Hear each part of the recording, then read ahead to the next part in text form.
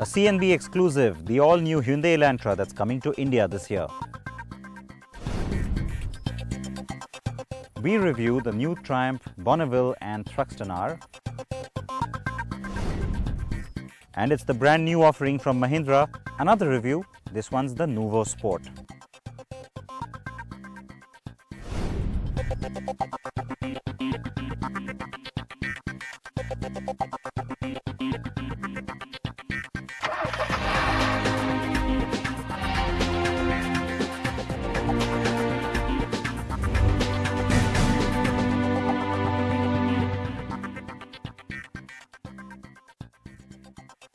So it's the all-new 6th generation Hyundai Elantra and it's an exclusive review right here on CNB.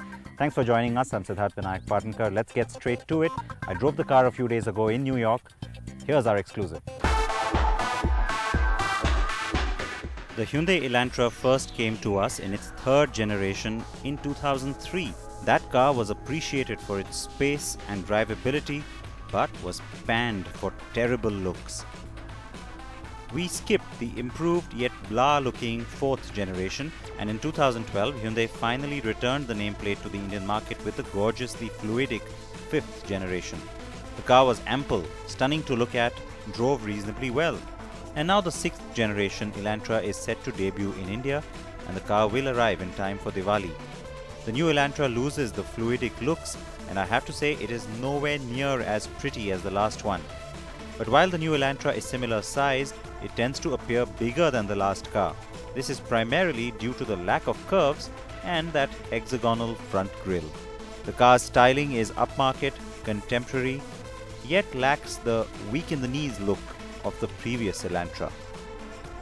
Now the car looks bigger than the last one. It looks a lot more high-end too, because if you look at the individual bits, the use of the different materials, the chrome, the projector headlamp, piano black housing for the DRLs down here, it's all nice and sort of premium, and so it makes the car look more ample than the last one, but it's certainly not as pretty as the last one. It was certainly a much nicer looking car, the last Elantra, and we still don't know what part of all of this, in terms of styling as well, is going to make it to the Indian Elantra.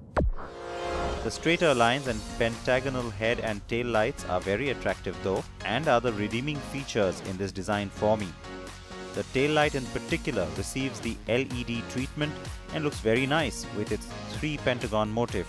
The daytime running lights have moved into the bumper, and I certainly hope they make it to the Indian version. For all its success, the last car had a weak structure and tended to display that on Indian roads often. The suspension was also weak, and that didn't help its less than accurate steering. The new Elantra is an improvement over the last one when it comes to both handling and driving performance, and the automatic gearbox is definitely a little more refined. These are areas that needed just a little tweaking, because remember, the last Elantra was also very comfortable. And the other good news for most buyers in India, good suspension settings, just the kind we need, which means a comfortable ride both in the front and at the back. The car with me is the US spec 2-litre petrol with 147 bhp on tap. The engine offers a broad torque band, which is great. The standard gearbox is a 6-speed manual, though my test car has the optional 6-speed automatic. There are 3 driving modes: Eco, Sport, Normal, which, as you must have guessed, alter gear shift timing, throttle response and steering feel.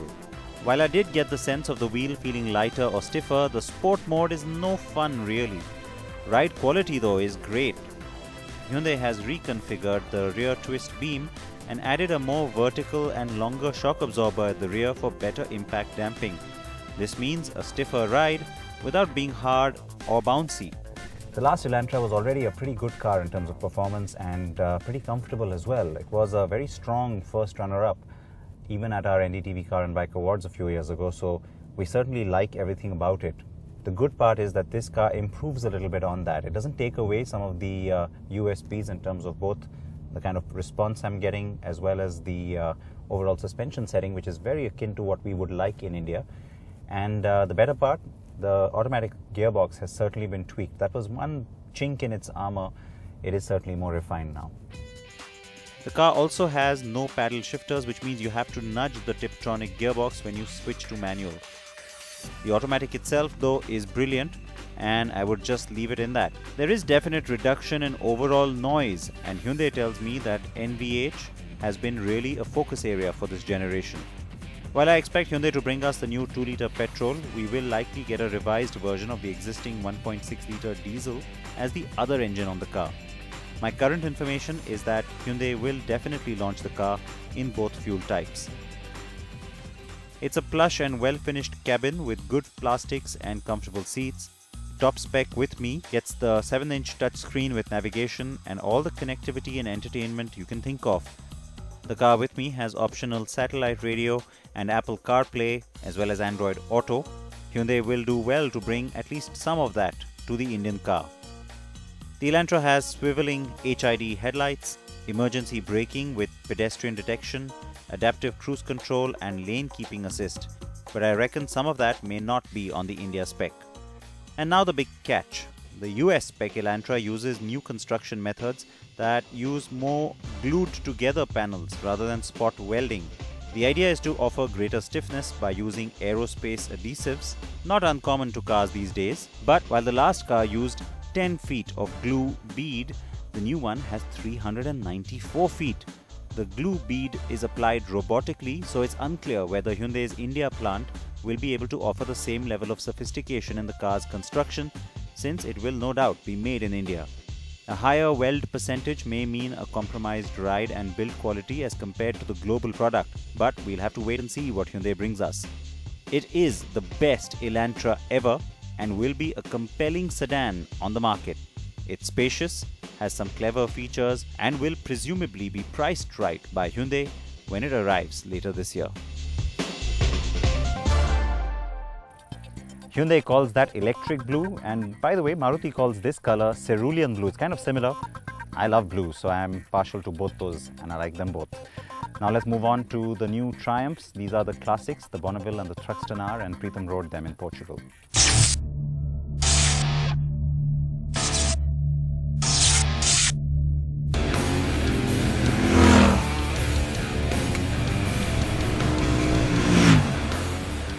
The all-new Bonneville T120 takes forward the iconic Bonneville range with an all-new bike.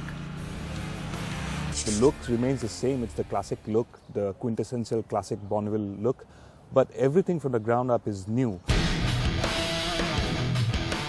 The designers at Triumph decided to keep the classic lines of the new Bonneville T120 intact, and that is a very good thing. It's certainly nostalgic, evoking the same old 60s motorcycling style and a silhouette that remains unmistakably classic.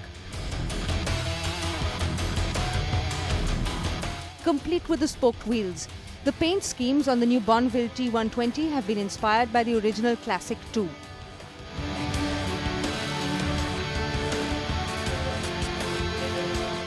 The instrument panel retains the classic twin-pod structure with a speedometer and tachometer, but gets an additional LCD display. New bits include an LED daytime running light, LED tail light and heated grips. The result is a motorcycle that certainly pays a fitting tribute to the original, but in essence the Bonneville T120 is an all-new modern motorcycle.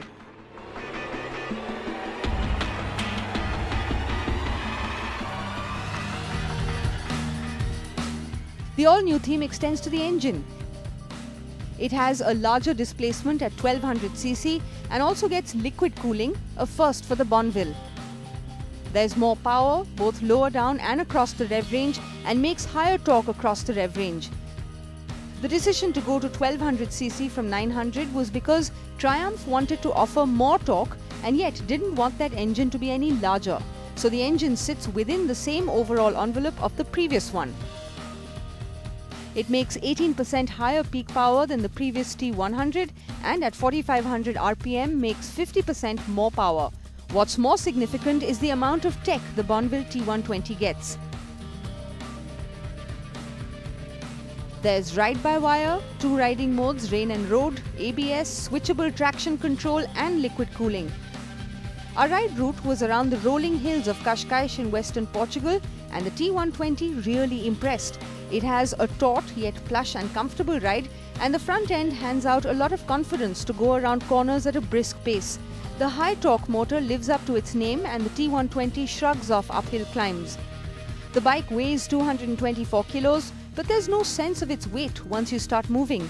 The center of gravity is low, and once on the move, you can flick it from side to side through the twisties without ever feeling any sense of discomposure.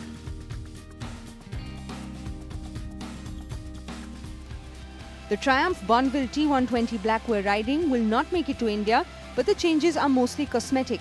The standard T120, the one that we will get in India, gets all the same equipment as the T120 Black. The only difference is in the paint and chrome bits. Of course, you get the classic two-tone paint schemes as well on the T120.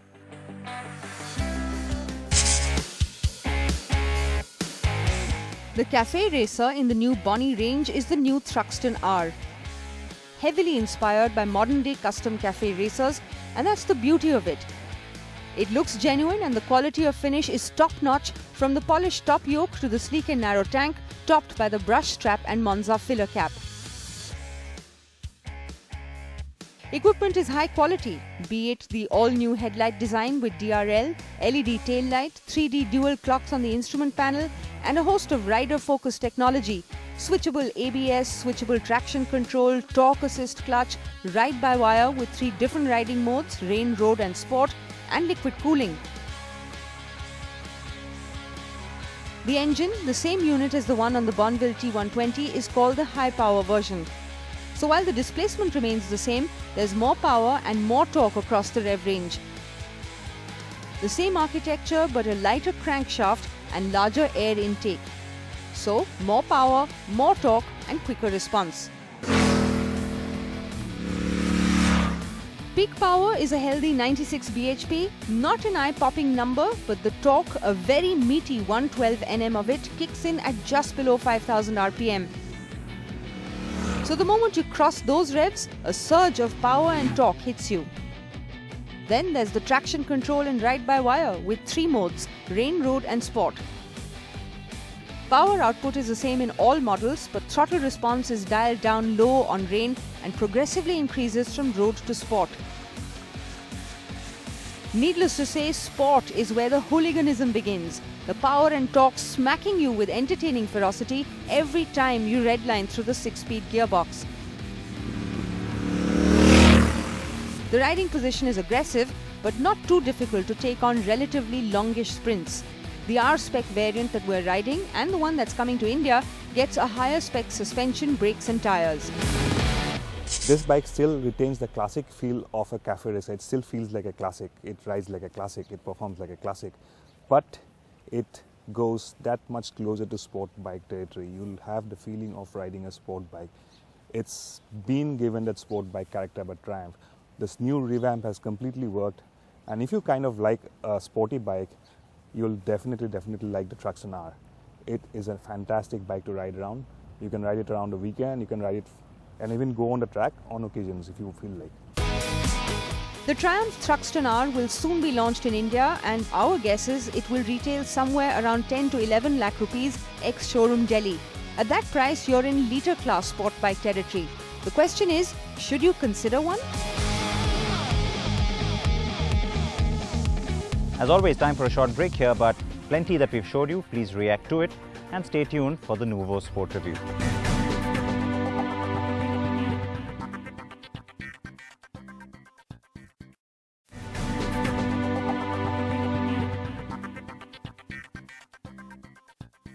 Now, Mahindra suddenly has a whole lot of compact SUVs from a situation just a few months ago where it had none. So the NuvoSport now joins that bandwagon, and it has to take on this car, which is fast becoming the market leader. The Maruti Suzuki Vitara Brezza already has 36,000 bookings under its belt in just 1 month. But what's new about the NuvoSport and how does it drive? Let's find out.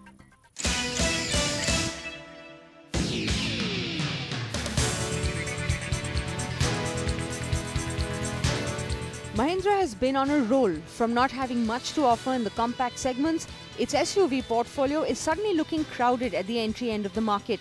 It's now this, though it is a model whose name doesn't end with an O, the NuvoSport. It's been on the cards for some time, and the Quanto really needed a big facelift. And that's what Mahindra has brought to the table. It's changed everything. Well, not everything, but quite a lot. It's changed the name to begin with, and now it's called the NuvoSport. If you see, even the front design has entirely changed. It's now more bulky, more muscular looking, and that's what Mahindra is going for. Sporty looking, muscular looking SUVs. And even if you see the DRLs there look pretty nice, but the headlamps actually remind you of the EcoSport. Yes, they are indeed DRLs and not parking lights like in the Scorpio, XUV or even the Creta. Further design tweaks include the contoured hood with the intake, which feeds air to the intercooler, the plastic cladding on the sides, and the wheel cover at the back is all new but similar to the one we've seen on the TUV 300. The cabin is a familiar one as the basic design has been carried forward from the Quanto.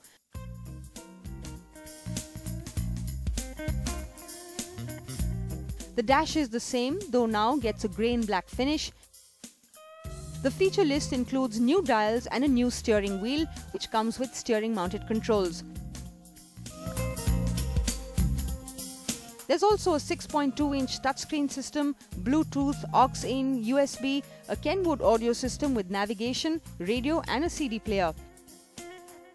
There are rear parking sensors as well as cruise control, and all these features are a notch above the TUV 300. The wheelbase is the same 2760 mm and this still gives you sufficient legroom. The height has been increased by around 10 mm and though that is marginal, it translates into enhanced headroom. And then there are the 7 seats on offer. The 2 jump seats at the rear are comfortable for kids and an adult can squeeze in too. Mind you, it won't be comfortable for long trips. What's new is that the seats in the second row recline and this means that the passengers there have added comfort. But you can't really use the jump seats if you recline them. There's a fair amount of luggage space on offer at 412 litres. The second row seats now come with a 60-40 split and you can push them down to expand the luggage space to 850 litres.